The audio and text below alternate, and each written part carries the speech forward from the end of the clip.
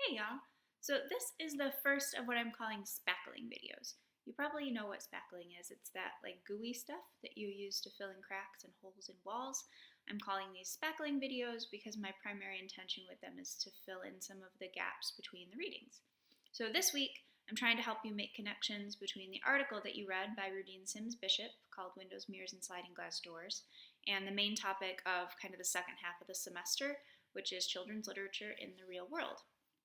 So we spent the first half of the term figuring out kind of how children's literature works. We know the major themes, we know about the literary experience, we know about picture books, we know about how literature reflects cultural beliefs.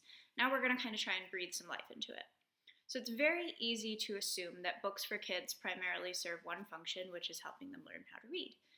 But that's really such a small piece of what literature can be. If the only point of kids' books was to learn how to read words, we would only ever bother with like See Spot Run or Fun with Dick and Jane. Um, you know that the content included in children's literature helps us understand what a culture values.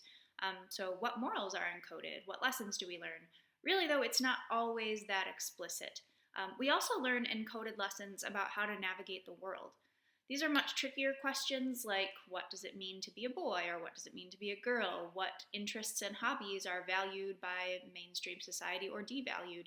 How do we navigate race and ethnicity in the real world? Even those like categories that kids tend to place themselves into, like geek, punk, popular, band kid, all of that stuff, often the first time we really see it is in media, in the things we watch, the books we read. So beliefs about all of these topics are encoded in literature in a variety of ways. So you're going to hear me use the word encode a lot. You're also going to hear decode. So I've put together a little lecture on encoding and decoding, and I'm going to share that with you now. We're going to talk a little bit about encoding and decoding. So as a quick disclaimer, this is really my thing. So I've done it my best to keep it like really accessible and basic, but I'm only human. It's totally possible that I've made assumptions about what you already know or that I've gotten overexcited. So if something doesn't make sense or if I'm going too quickly, feel free to mention it on the Great Hall discussion board or send me a quick email. It's not going to bother me at all. It's my job to help you learn. So if something I'm doing is not helping you learn, I need to know. Of course, say it politely. All right, so some words that matter in this discussion are hegemony. You might also hear it pronounced hegemony, and you'll also hear me say the word hegemonic, which is just the adjective form of it. So hegemony or hegemony is the existing system of power that influences our daily interactions. Another word that matters is media. So by that I mean any book, film, TV show, advertisement, song, album, so on, that is created by one or more persons and consumed by the public. And finally, pedagogy. Pedagogy is about the ways that things are taught to us. Okay, so the main idea and assumption that we want to make here is that audiences are active. The media doesn't just pour ideas directly into our brains, we interpret media, and we don't all interpret it in the same way, which you might remember from our discussion of the literary experience. So the theory that I'm sharing with you is Stuart Hall's theory of encoding and decoding. So he puts forth that there are 4 general steps in the process of encoding and decoding. I should note that this isn't an entirely linear process, but in general it starts with production, when human beings design and produce media with the intention that it will be consumed by other human beings. Next is circulation, where that media is distributed by usually a separate set of human beings, often with the aim of generating income, and that's really important. Third, use. Other humans consume that media by watching it, reading, listening, etc., and interpreting it in the contexts of their own cultures and experiences. And finally, or is it finally, you might notice that question mark, reproduction. Human beings react to the media they consumed, and they might change their thoughts or their behaviors because of it, even if it's just in some small way. So anyway, this isn't necessarily entirely linear. Steps are repeated. Sometimes consumers of media also act like encoders, like when an instructor mediates content. Like when we tell you to watch for certain things, we're participating in use and reproduction as well as circulation because we're participating in the encoding process for you, the decoding consumer. So let's explore these a little closer. Again, production, the part of the process where human beings, let's say in this case, an author, creates a book for another human being to consume. So in a movie, that would be something like script writing, character design, costuming, acting, voice work, cinematography, lighting, so much more. And human beings create that content using symbols and signs that both they and the viewer are meant to understand. And I emphasize that it's all done by human beings. You might hear me saying that word or phrase a lot because it's never ideologically neutral. Like, it doesn't just spring into existence and hold like objective truth. People who have experiences and biases and worldviews create content, books, movies, whatever, usually at the behest of some corporation with its own set of goals, which are specifically to make money. So for that reason, we typically talk about media as encoding the values of the dominant hegemonic culture, at least when we're talking about big media. So, quick sidebar, Disney is one of the biggest players not only in children's media, but in media more generally. This infographic is barely intelligible here, so if you want to look closer, I can put a link on the homepage. But this is a map of everything Disney owns. It's absolutely staggering. So as a corporation, its number one goal is to create value for its shareholders. And within its own brand, it's built a reputation for producing, quote, high quality, family friendly media, unquote. And that often means that its productions, its theme parks, its overall brand places a high value on nostalgia, patriotism, and conservative orientations that aren't going to create a lot of waves. So some changes have happened in recent years, kind of like the casting of Halle Bailey as Ariel in The Little Mermaid. And the reaction to that, I don't know if you remember, but there were a lot of people who were really, really mad about it. And that reaction is a testament to how invested many Disney fans have become in that whitewashed conservative Disney that dominated from 1930 until very recently. So anyway, getting back to production, we're going to be using Disney as an example to talk about how mutually intelligible signs and signifiers are used to encode meaning. So here I'm using an example from the movie Moana. So visual signals are used to encode meaning, like we see on the left. So this is Hey Hey. He is a chicken from the movie Moana. Sometimes he pecks at rocks, or sometimes at absolutely nothing at all. He has small pupils that face in opposite directions, and they kind of rattle around. We'll see him walk into barriers, step off ledges. Note that when I'm describing those things, I'm not using language that assumes what he is thinking or that places a value judgment on him, and that's not because I'm trying to be politically correct. It's because encoding is only about the bare facts of what we hear or see. I can't say, like, he looks stupid, or he doesn't predict what's going to happen next, because that's actually me decoding information based on what I'm seeing. So by the way, visual encoding includes more than character design, lighting, text size, drawing style, position. All of that contribute to the encoding of meaning. So I'm also going to show you a quick video somebody put together called Hey Hey's Dumbest Moments to talk about how meaning gets encoded auditorily. Or will I?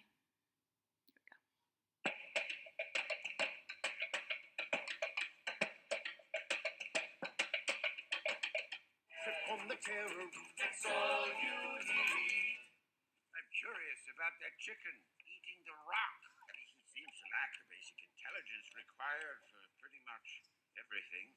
Should we maybe just cook him? Sometimes our strengths lie beneath the surface. Far beneath, in some cases. But I'm sure there's more to Hey Hey than meets the eye.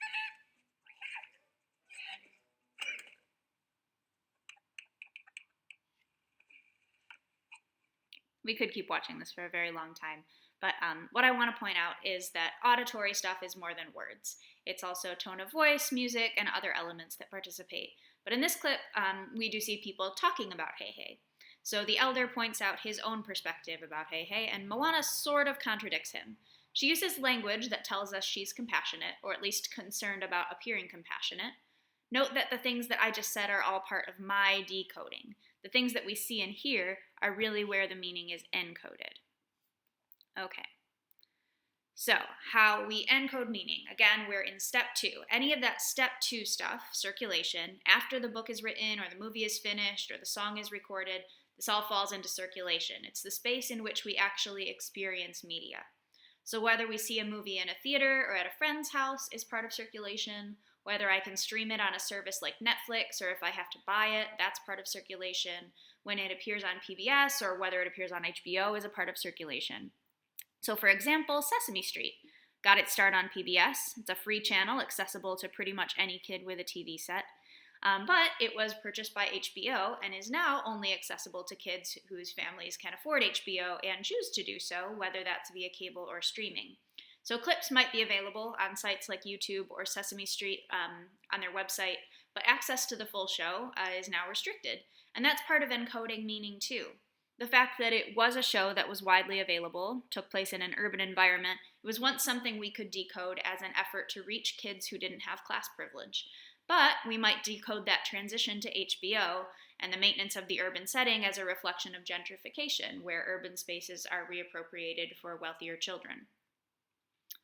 All right, so next, let's talk about decoding. According to Stuart Hall, there are 3 different ways that we can interpret an encoded message. First, we have dominant readings. This seems legit. They align directly with the way that creators intended for consumers to respond. Negotiated readings are the yeah, but, and that's when meaning is filtered through culture and experience, and it differs a little bit from the intended message. Finally, there are oppositional readings, the hot take. And that's when the audience fully rejects the meaning that has been encoded by creators. So let's look closer. In the dominant reading, the seems legit, the creator and consumer have the same cultural biases, which we generally assume to be the biases of the dominant class and point of view. So whatever meaning was encoded is interpreted by the consumer in exactly the way it was intended. It's often assumed that that is the only way children approach media. So remember, media isn't a direct pipeline to our brains, no matter what we like to believe about innocence or impressionability. But we do tend to make the assumption that kids are only capable of dominant readings. So I don't know if you've ever read The Rainbow Fish. If you haven't, then I'm sure you can find a quick read aloud on YouTube. But a dominant reading of that story would say, well, yeah, the rainbow fish was right to give his scales away. Sharing is desirable. It's good to give of yourself in order to earn love, admiration, and happiness. That interpretation would be directly parallel with the message that seems to have been intended by Marcus Pfister. We also have negotiated readings, the yeah, but. So here the consumer understands what has been encoded, but they're only accepting part of it. They take some exception to the dominant code, or they suggest some alterations. So following our rainbow fish example, you might say, the rainbow fish may have earned friends by giving away his scales, and that isn't a bad thing, but he really shouldn't have had to do that. He probably could also have earned the little fish's friendship by talking with him instead of just swimming away in the first place. In this, the reader is generally accepting of the message, but has a little bit of an issue with it. They're taking their own cultural beliefs and experiences and applying them in a way that departs slightly from the encoded message of the text.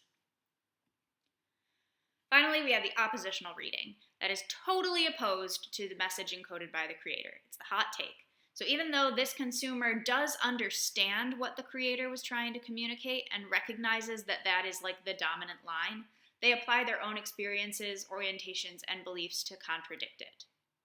So an oppositional reading of the rainbow fish says the rainbow fish is a sellout. He gave in to the will of the masses. He basically performed self-mutilation in the service of conformity. That is the hot take. It recognizes the point of the story, but it rejects it completely. And remember that kids are still completely capable of negotiated and oppositional readings, but sometimes they need to be told that it's okay to give them, right?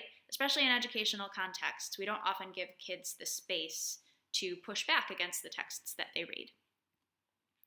All right, how we decode meaning. There's one more step in it, it's reproduction. And this is another huge part of popular belief about children's media.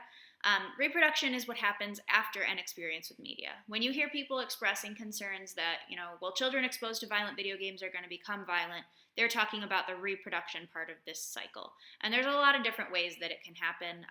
And one of the things we had to cut from this course because of COVID was our talk about fan fiction. But if that's something you want to explore, that is one part of reproduction as well. So just to review, encoding is the way meaning is created and expressed in media. It's what you see and hear. Decoding is what you interpret based on the things you saw and heard, along with your own cultural beliefs and experiences. So the difference here is between hey having rattly eyeballs and swallowing rocks, that's encoding, and interpreting that to mean that he's stupid. That's decoding. Or, if we wanted to take it a step further, hey hey follows patterns that we associate with comic relief and comedic timing. That's all encoded. Therefore, we might decode that he is funny. Our dominant reading of hey hey might be, look at that stupid chicken, that's so funny. That's kind of what Disney was hoping we would do. Nothing more than that, just, funny chicken. Our negotiated reading says, he is funny, but he doesn't seem to have any purpose in the plot other than that. Does he really need to be in the story? Could we give him something to do? And our oppositional reading, our hot take, says, no, that's not cool to make Hey Hey's character the butt of the joke. He's clearly encoded to be like someone with an intellectual disability, so it's crappy for the creators to include him just for laughs. 3 possible ways to decode, all in one encoded message. All right, so all of this points to one more major concept called critical literacy. So when we talk about critical literacy, we're talking about a reader's ability to interpret a text as part of a cultural system, or to understand how texts are encoded and decoded. That's something we are capable of doing, and it's something we can teach young people as well. Children's literature is every bit as much a part of mainstream messaging about values and culture as the media that we engage with as adults. In fact, it's part of how we learn to function in our world. So there are a few major questions we can focus on when we are applying critical literacy skills. 1, how are society, culture, and persons portrayed in this text? 2, what attitudes and values do those images promote? 3, what technical, symbolic, and semiotic features are used to generate meanings? 4, how does what we see and read influence our opinions of others, our worldviews, our social relations, and our behaviors? And 5, how might others, reading from different sociocultural positions, view a certain text, and what might it mean to them? So critical literacy is about understanding how all of those things happen. Regardless of whether readers recognize it or not, media, including children's books, teaches us certain things about our world. Those messages come, for the most part, from systems of production that are invested in upholding the status quo. So as a little disclaimer, the books that I've chosen for the second half were picked specifically because they depart from the status quo to some degree. They offer alternative views from the ones that are commonly encoded in mainstream and popular media. But still, the angle we're taking in the second half of the term is trying to view texts not as standalone pieces, but as part of a system that influences our ways of thinking, moving, and being in the world. And I also want to re-emphasize that even if all of those things have the capacity to influence the way we think, move, and are in the world, we also have the capacity to develop the skills to, complete negotiated and oppositional readings of texts. So it's not a case of pipeline syndrome where, whatever is encoded in the text, we automatically interpret that way, or kids automatically interpret that way. Not the case. Critical literacy is important, and it's something we can teach. So essay number 5 is going to ask you to consider the question, why does children's literature matter in the real world? So let's think about the ways that literature for young people has the potential to affect the way we see ourselves, others, and the cultural systems where we function.